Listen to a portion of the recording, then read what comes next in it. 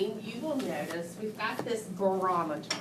And this is a barometer that shows influence via effect sizes. How many of you are familiar with John Hatties, the researcher?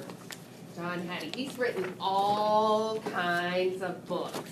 And the one that we're gonna be speaking from today has to do with visible learning for teachers, maximizing impact on learning. That's what we're all here for. We want to be assured that students are getting what they need to be those lifelong learners and productive citizens.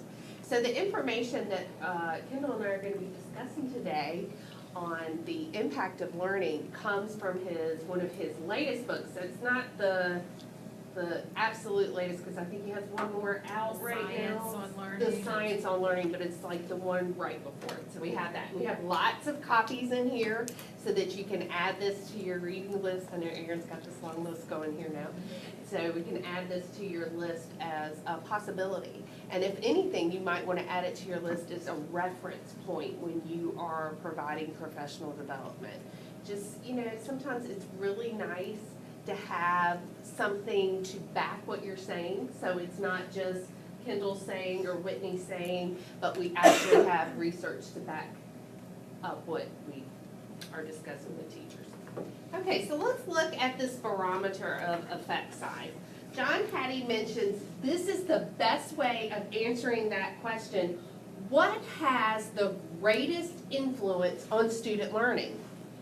John Hatties mentions in his book that almost anything we do in the classroom is going to have some kind of impact. But what we want to do is maximize that impact so that we are reaching all learners in our classroom.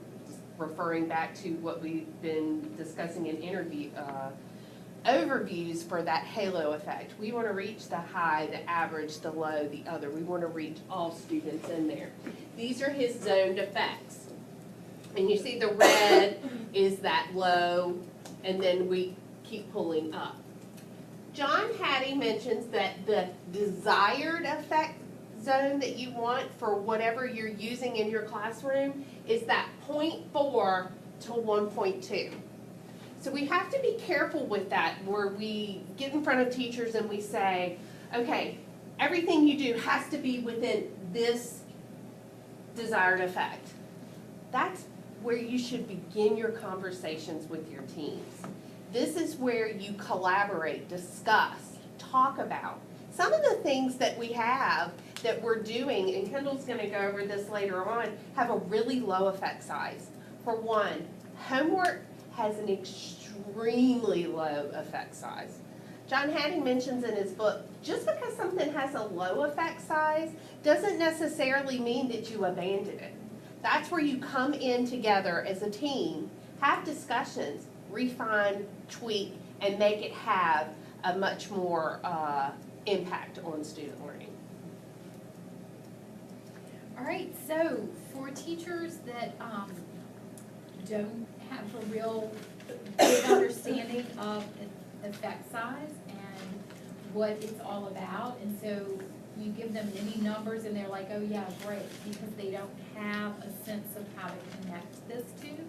I was one of those teachers a few years ago, and Stephen Graham, who wrote Writing Next, presented at a conference that I was at, and he was talking about effect size, but he prefaced all of that with this kind of rule of thumb. And so his description was much more animated and fun than mine would ever be, because he's just got such a great personality and is such a great presenter. But he says that as a researcher, if you get an effect size of a 0.25, it's good, you've had some impact on learning, and you might be dancing in the street. He said, but if you get an effect size of 0.50, he said, that's like really good. That's really moving to where Hattie says with those desired effect zone. And so his description of that was that you'd be dancing on the Empire State Building. I'm using his exact description, so we found little pictures to go with it.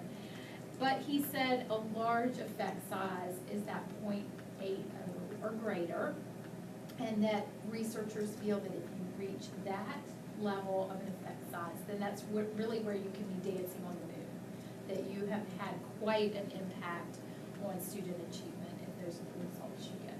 So that helped me think about effect sizes, you know, I kind of had a frame of reference to think about that after his description. So I like to share that with teachers whenever we are talking about John Hattie and his work, because, you know, if you weren't one of those people that loved research methods, then this doesn't always really have that connection with you. So there's that. This is just another look at the barometer that Whitney showed you, just looking on a continuum. So we really want to target effects that have a 0.40 or greater, because anything below that are like typical teacher effects, that kids are going to gain that with most anybody. You don't have to do anything special, and we want to be special, so we don't want to have an effect size of a 3.0. And then the 0.20 effect size really is developmental gains, and Whitney's barometer even showed there with developmental gains that you could learn that without being in school. So the teacher really hasn't had any impact necessarily on student learning, if that's where the effect size is with a certain practice that he or she is using. I put direct instruction up here because that does have a higher effect size. And here's a quote from Hattie about direct instruction. And we really feel that with SIM, with both content enhancement routines and learning strategies, that this is a way to provide that direct instruction. With the learning strategies, it's really the scripted lessons and the explicit instruction that's provided in the learning strategies manuals. With the content enhancement routines, the direct instruction comes in form of the co-construction of the routines with your students and that dialogue and back and forth that happens. So that is a higher effect size there. All right, so now we're going to just do a little like pre-assessment, and this is where you'll need your yellow sheet that's just a one-pager that looks like this. So there are lots of typical school things that we do or that happen just based on the structure of our schools. So take a look at these. Take a look for a minute just by yourself and then talk with someone sitting next to you and think about, do these influences have a high impact? So would they have that high or large effect size where you'd be dancing on the moon? Would they have a medium effect size where you think, wow, we're getting a lot of bang for our bargain, we'd be dancing on the Empire State Building? Or are these lower effect sizes that would be below that hinge point, below the 0.40?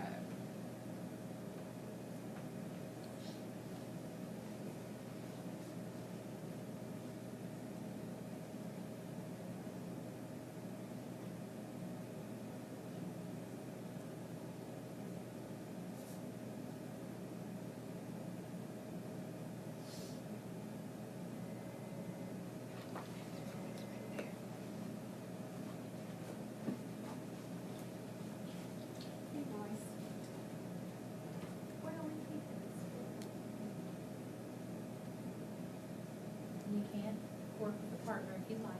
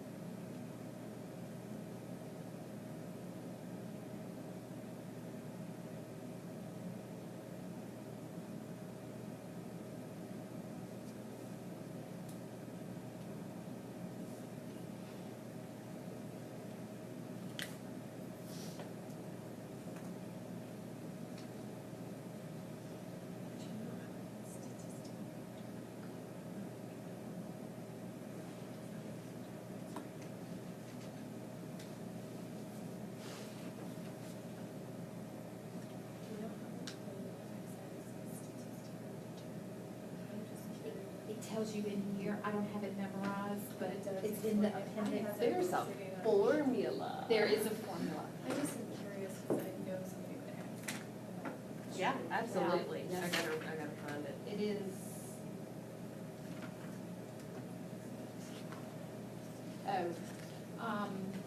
Page 258.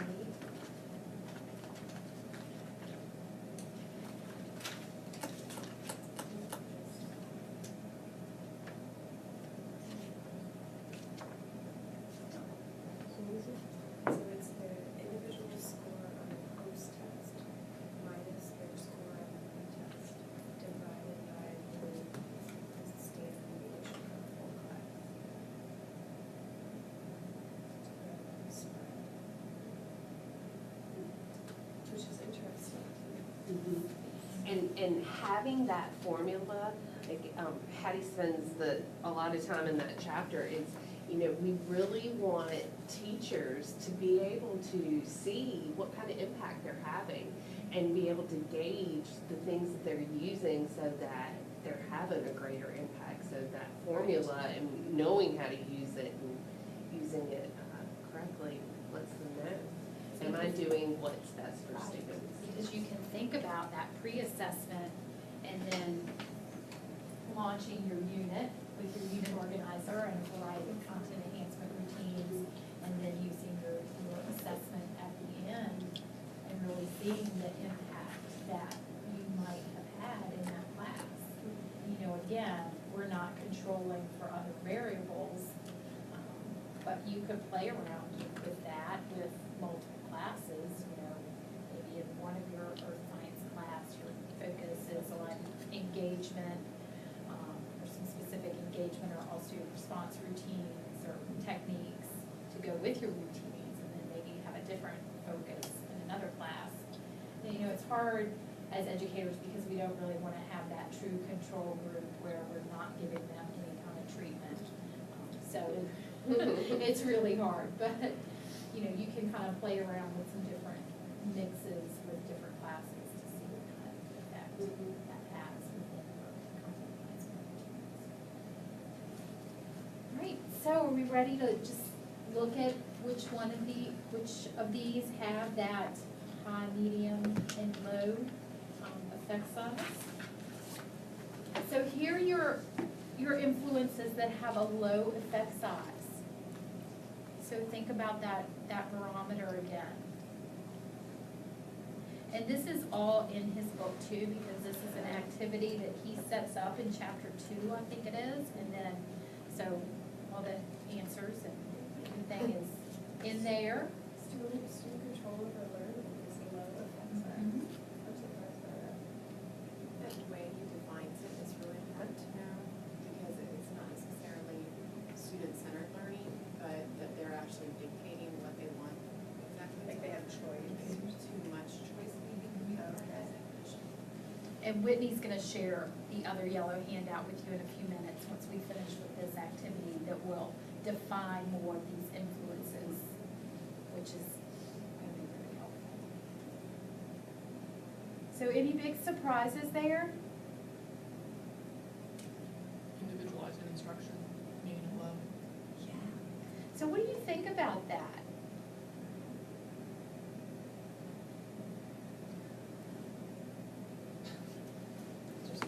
I'm glad I spent all that money at college to become a teacher of students with disabilities, doing that whole IEP thing. So my thought here with this whole individualizing instruction, are there things we're leaving out as far as collaboration and Mhm. dialogue and how we Yes. all learn from one another with That's a richer right. conversation? And so if it's totally, you know, kind of in a vacuum, individualized, which he likes to look at a lot of these influences in a pure form, whereas we know in the classroom, we blend so many things that sometimes it's hard to say exactly what the lever was to move the needle. But really think about reducing class size. I mean, we hear that from central office, we hear that from teachers, we hear that in the media, when the news, teacher to student ratio, and there are, you know, parents who cry out for lower teacher to student ratio. But that in its pure form doesn't do anything to impact learning. It allows the teacher to do some other things well, but if the teacher doesn't do the other things well, that class size alone isn't gonna make a difference. And that's really hard sometimes to have that conversation with people that are very passionate about reducing class size. It's what you do in the small class that makes a difference. Right? So medium effects.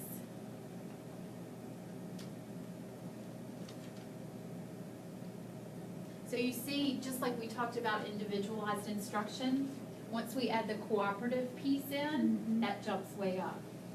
That's over into the desired effects.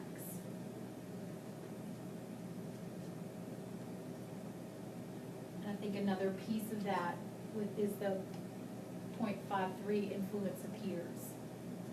That works in there with the collaboration.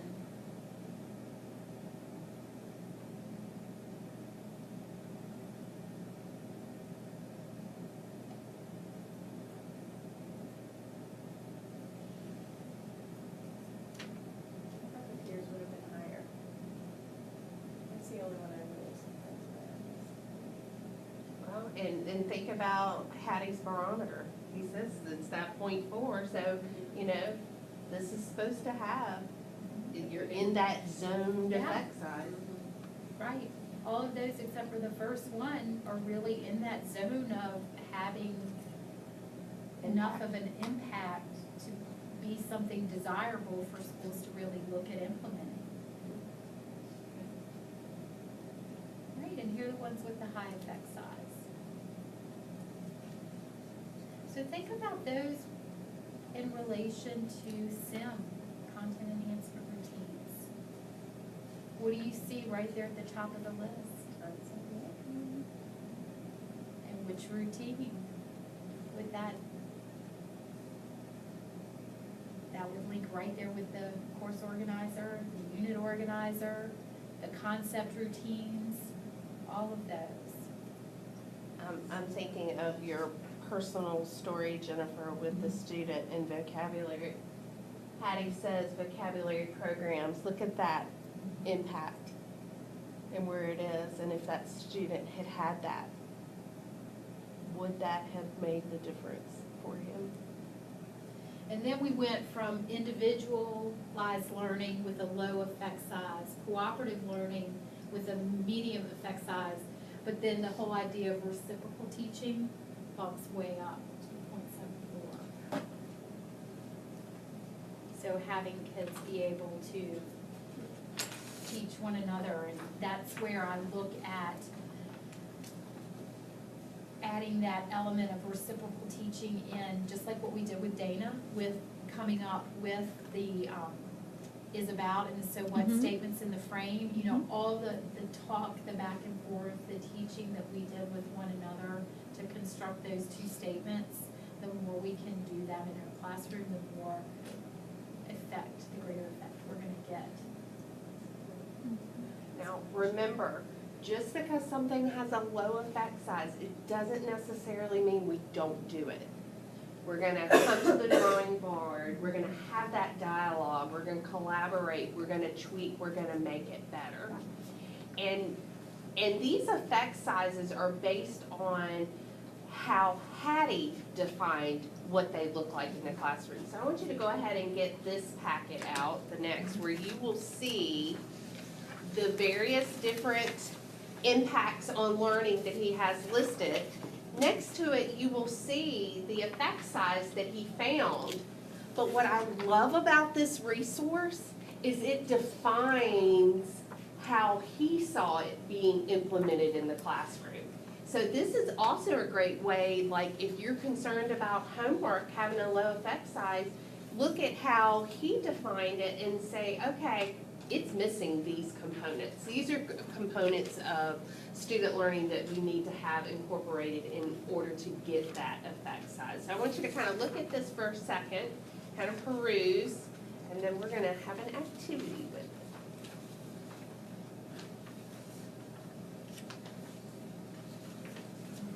individualized instruction is specifically not special education. You So- could. You could really mess up some parent groups and school board discussions with this information. And I'm not a proponent for larger class sizes, that's what, Right. wasn't why I was Right. on But I mean- my little tirade about class size, but it really is what you do, and so it's back to the teacher's knowledge and the professional learning that the teacher's engaged in to maximize. Like school finance. Jennifer just made a point, she said individualized instruction was not what I was thinking it was. And so that's a good point as well to think about wordplay. You know, sometimes just looking at a word, you're defining it one way in your mind.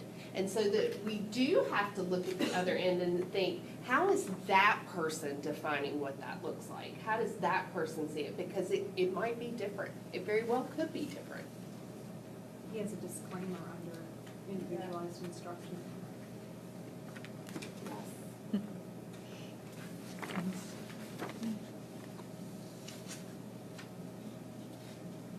Okay, now this is what I want you to do.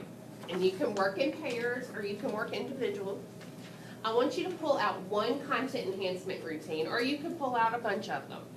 I want you to look through the different parts of a content enhancement routine, how they're set up, and compare those with the higher impacts that John Hattie has listed on here and how he has it defined. Do you see anything that's similar? And Kendall was already noting some things before we were getting into this, but I want you to see how these content enhancement routines do have impact on student learning. And jot these down in your journal. Make notes of, okay, these routines have these components in it that are gonna impact student learning. We're gonna get that needle moving that we're looking for all students.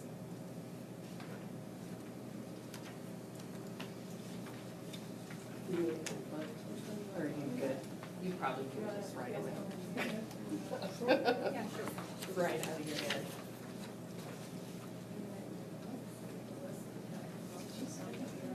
Yeah, that's what I'm doing. It's all Google it. Are you looking at the high ones? Only on Yeah, the ones above point eight, right? Well, I'm Definitions. looking at above point six. It is, it makes a really good sense. Can't be all of us. I mean, there is the some questions, but that's not a content enhancement. Yeah, we were looking at routine.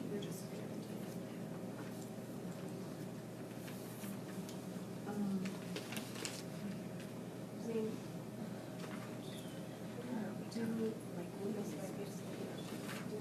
I know that.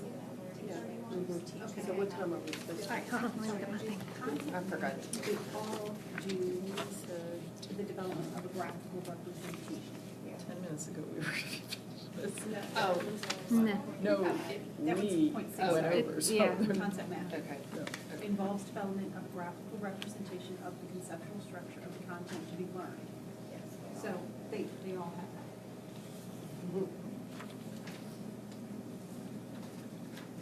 Do we have that they teach the kids how to talk to themselves? The learning strategies here, but not the content enhancement. Well, kind of, like if You you got have that a unit piece organizer. where you're letting them use them on their own, you know. Right. We're teaching the devices with them, we're co-constructing, but eventually you want them to be able to use them on their own. Or like to study, if you could recreate your unit organizer and you can answer everything on it that you were running. Or if you can draw a framing routine, template, you know. Or- Yeah. And knowing which routine is applicable to whatever And that's- you're, that's everyone. you're working at, you know, students being able to do that. That's, think of the power behind there. And I give my students quizzes, but they're open frame quizzes. And it gives them practice on how to pull information from the frame. Because they're not, I'm not actually quizzing them on the content itself, I'm quizzing them on their ability to process information in the frame to make sure that they're there. And they almost always have, 80% or higher. So the idea being I'm teaching them how to use the device.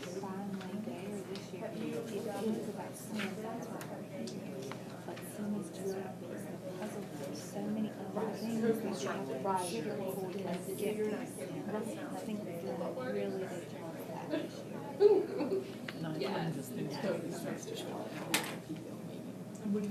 I'm hearing some really good discussion. Let's just go ahead and openly talk about it. What are we seeing? Vocabulary, I mean, it's usually linking specifically, it's good Ah. for vocabulary. And how did John Hattie define vocabulary instruction? Students who experience vocabulary instruction experience major improvements of reading comprehension and overall reading skills. Most effective vocabulary instruction will be providing both definitional and contextual information, involve students in deeper processing, engage students more than one or two exposures to the word. So do you see how either the routine and actually, the linking strategy as well for those students that need more intensive direct instruction with it has impact on student achievement? Yeah, great. Also, under vocabulary, you could add the clarifying routine.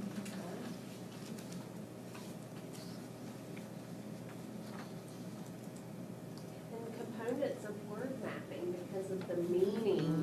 And I know that's a strategy, but, those components also.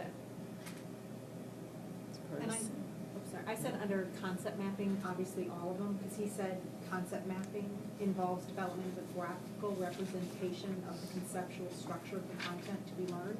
So under routines for concepts, it's boom, boom, boom, we have them. I mean, yeah, we develop a graphical representation under unit, course, frame. Think about conceptual learning, conceptual understanding for the content area of mathematics. We're not teaching just the steps to problems or the process. They need that deeper understanding. Think about the routines that we have at our fingertips to help math teachers in combination with the students to have that conceptual understanding. Another routine that we're also going to use in our office is question exploration to be able to get that conceptual understanding, higher level. Absolutely, Jocelyn. On the space versus mass practice, I had no idea what that meant until I read his description, but going over material more than one time over several days. And with the course organizer, you're constantly revisiting material. And with the unit organizer, you would do the same thing, because when you're building your expanded map, you're constantly referring back to each of your topics. Do we need to add anything to this? And it's constantly reminding them to refer to that information and build more to it. That is great. I didn't see that one, yeah. So it's something to think about as you're planning for your overviews. What about using some of John Hattie's research and, taking components, if you're doing a specific routine, and using that in combination of your overviews to get that, kind of buy-in. It's hard, I think, because I don't know how many people really understand what effect size is.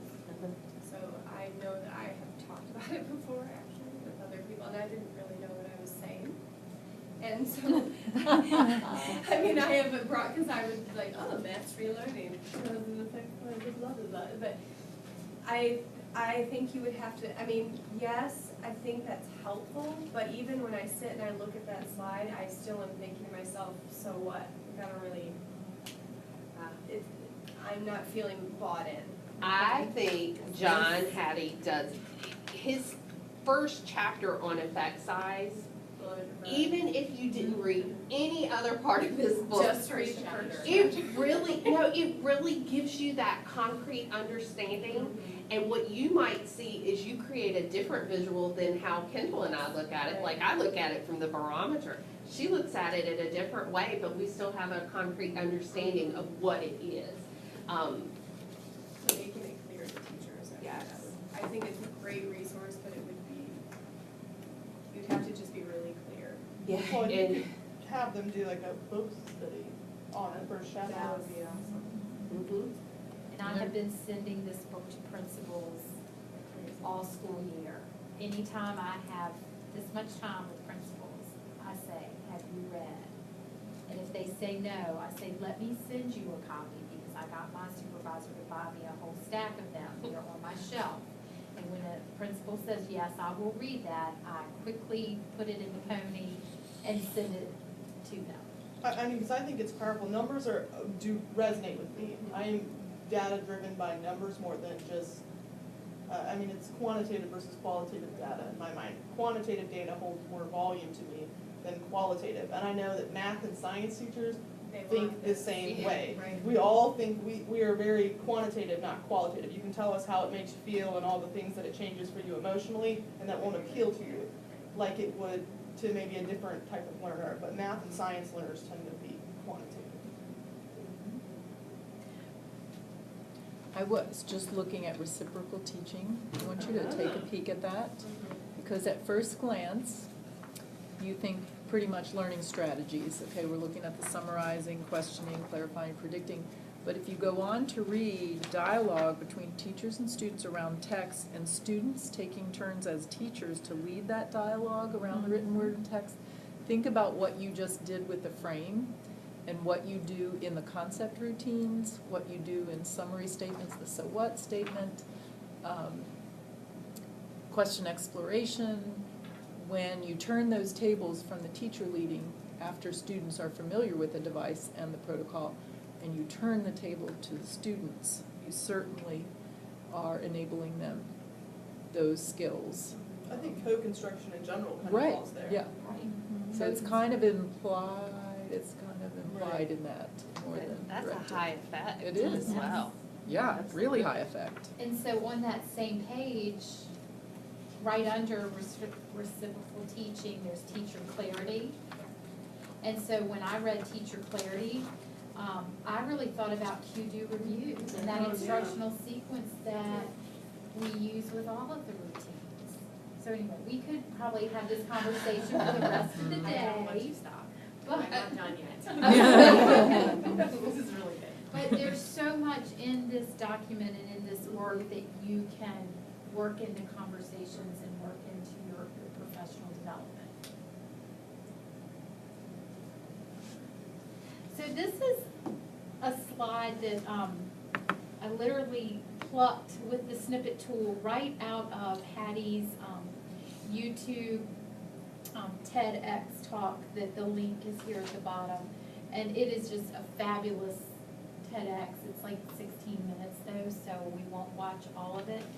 But his whole point in here is talking about teachers working in partnership and how we have that greater impact on all of student achievement if we work together, and not only just working together, but really evaluating the impact of student learning.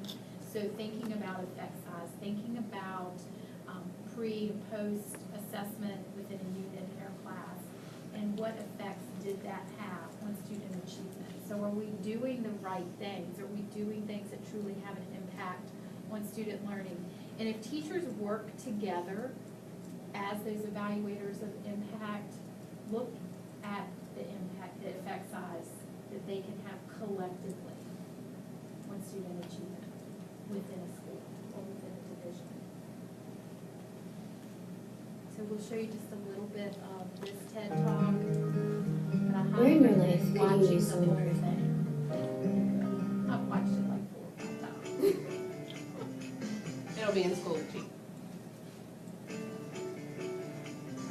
I would say that when it comes to things that I decide to take myself, things that I decide to take myself, It's a plan I've been going through that national board process, I was going through that national board process. Goal is that you just take yourself, goal is that you just take yourself, watching the whole thing, and then you have to submit. Go to the PowerPoint, because I had it embedded in there, it may have turned itself off. Take the videotaping pieces, watch the whole thing, and you try to come to realizations about the whole thing. Next slide. These days, that's not so much how I, my own. It won't go to the next slide? For my or about now. Yeah, there. Now turn that off. Where I'll identify a particular problem, where I'll identify a particular video or something I really want to work on. Particular video, and then I will take specific steps. I will take specific steps to deal with that problem lesson, and then I'll deal with that problem, and then I'll tape again. Minimize that. Just where that's part of the tier.